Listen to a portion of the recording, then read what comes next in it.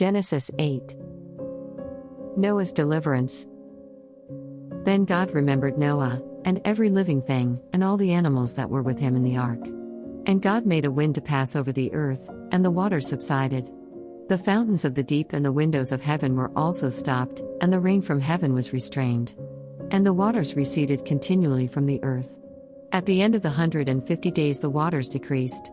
Then the ark rested in the 7th month, the 17th day of the month, on the mountains of Ara.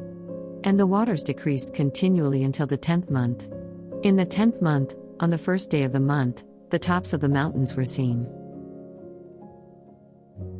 So it came to pass, at the end of 40 days, that Noah opened the window of the ark which he had made. Then he sent out a raven, which kept going to and fro until the waters had dried up from the earth. He also sent out from himself a dove, to see if the waters had receded from the face of the ground. But the dove found no resting place for the sole of her foot, and she returned into the ark to him, for the waters were on the face of the whole earth. So he put out his hand and took her, and drew her into the ark to himself. And he waited yet another 7 days, and again he sent the dove out from the ark.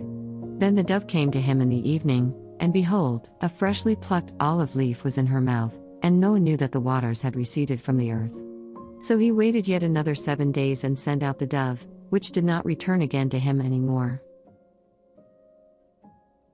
And it came to pass in the 601st year, in the 1st month, the 1st day of the month, that the waters were dried up from the earth, and Noah removed the covering of the ark and looked, and indeed the surface of the ground was dry. And in the 2nd month, on the 27th day of the month, the earth was dried. Then God spoke to Noah, saying, Go out of the ark, you and your wife, and your sons wives with you. Bring out with you every living thing of all flesh that is with you, birds and cattle and every creeping thing that creeps on the earth, so that they may abound on the earth, and be fruitful and multiply on the earth. So Noah went out, and his sons and his wife and his sons' wives with him. Every animal, every creeping thing, every bird, and whatever creeps on the earth, according to their families, went out of the ark. God's covenant with creation. Then Noah built an altar to the Lord, and took of every clean animal and of every clean bird, and offered burnt offerings on the altar. And the Lord smelled a soothing aroma. The Lord said in his heart, I will never again curse the ground for man's sake, although the imagination of man's heart is evil from his youth, nor will I again destroy every living thing as I have done.